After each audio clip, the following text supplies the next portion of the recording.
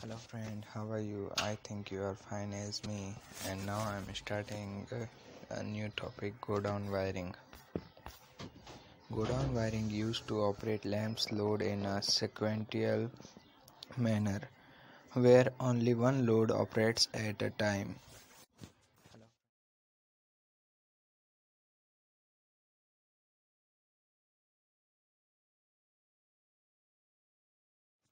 As its name, go down wiring is commonly used for light switching in go down tunnel like structures, long passes, etc., where the light is only required for passage or it requires only at one position at a time.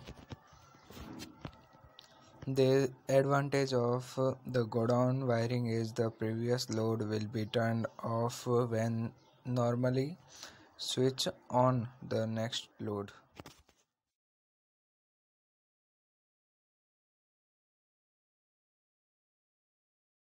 If we want to do the wiring of go down, so we have required some things like three two-way switch and one-way switch, also for holder and for bulbs, three lamps, three holder, and four two-way switch. One-way switch is one, and two-way switch is two, and also three holder and three bulbs.